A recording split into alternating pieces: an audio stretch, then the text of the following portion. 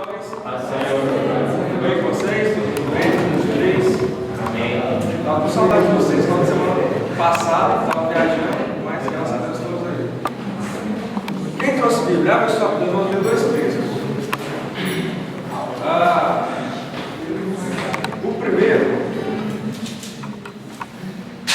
em Mateus, capítulo de número 26. Do 69 até o 75.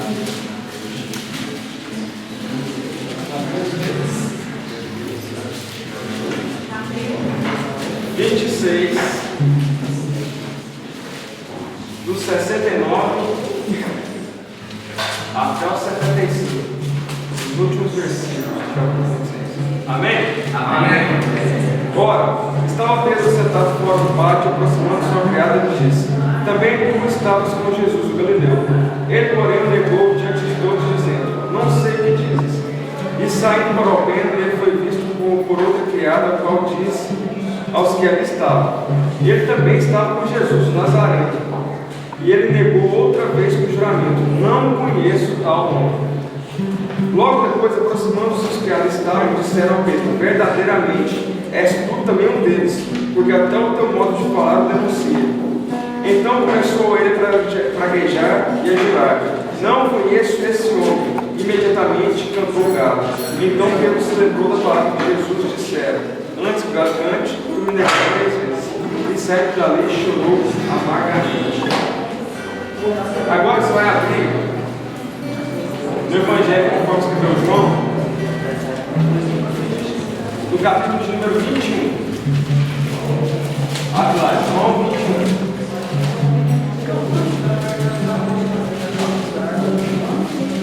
João 21.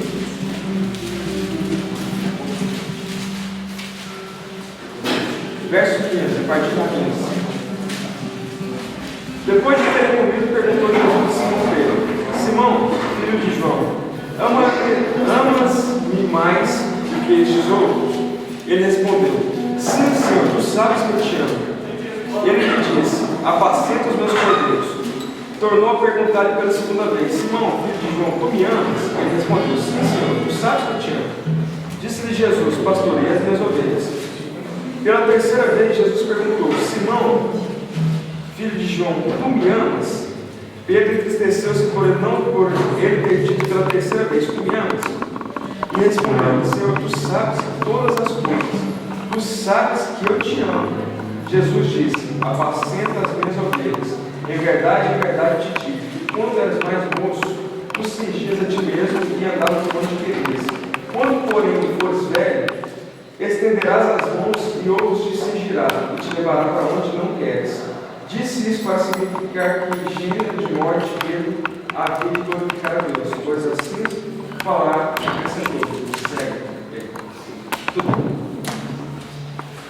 Havia um cara chamado Simão, só Simão. Esse Simão, ele era pescador lá em Betsaida.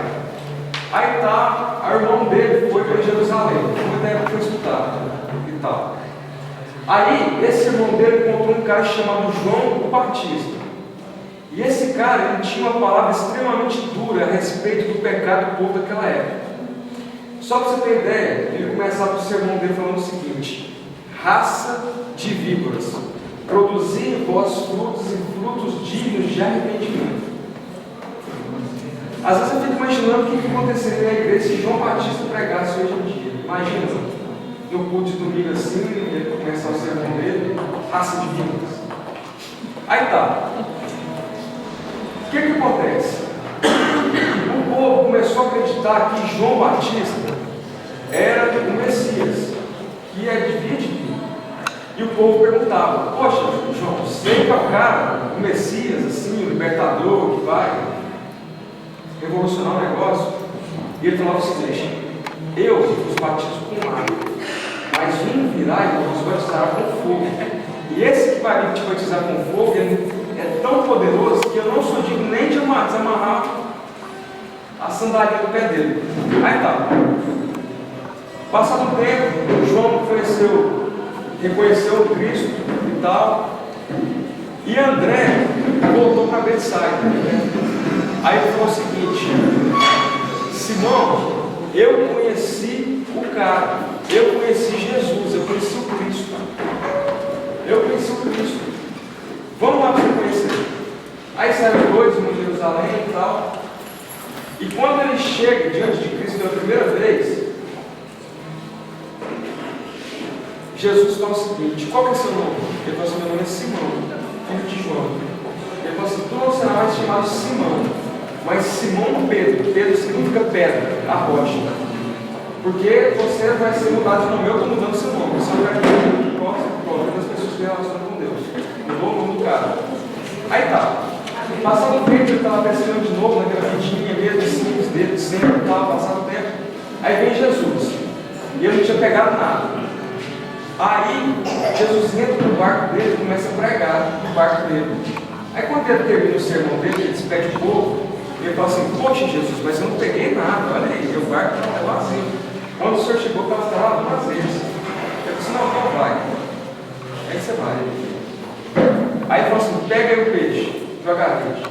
Aí ele traz tanto peixe, mas tanto peixe que quase que o barquinho dele afunda. Aí quando ele estava depositando os peixes assim na praia, Jesus fala o seguinte: você é pescador de peixe, né? Vinde após mim que eu vou te fazer pescador de novo. E o cara foi, largou tudo e foi.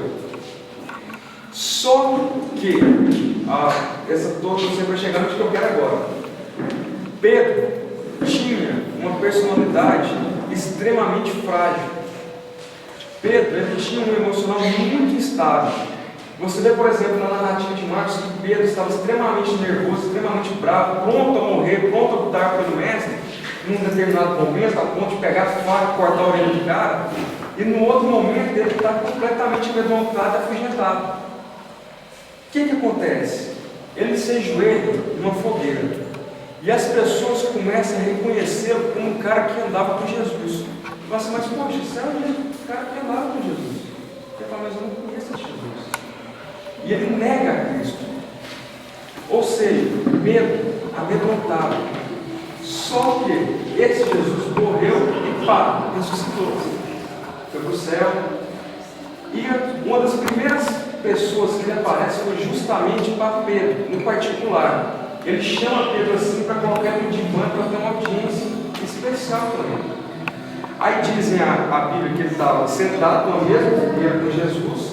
E Jesus pega e pergunta para ele 3 vezes: Pedro, tu me amas? Você me ama? Para nós é muito simples, porque no português só existe uma palavra para amor.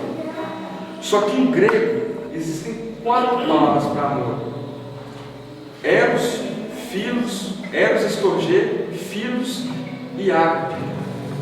Se você pegar o originalzinho bruto assim mesmo, Jesus sempre pergunta para Pedro se o ama no ágape. Ágape em grego é um amor incondicional, independentemente da pessoa ser o que ela é, independentemente do que ela faça, independentemente dela ser a pessoa mais miserável do mundo. Essa pessoa sempre ama. E Pedro sempre responde a Cristo numa outra palavra em grego que significa amor, que é filos, que é o amor de filho para pai. Eu te amo, mas até no meu limite da minha personalidade. Eu te amo até onde eu consigo. Você sabe o que isso significa? Nós nunca conseguiremos amar a Deus como Deus nos ama. Nunca.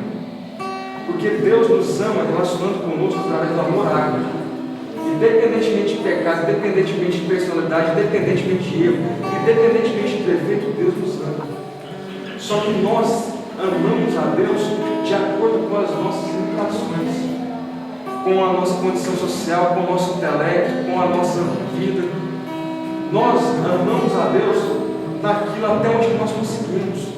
Só que Jesus pega Pedro e diz: apacenta as minhas ovelhas. Você sabe o que é isso?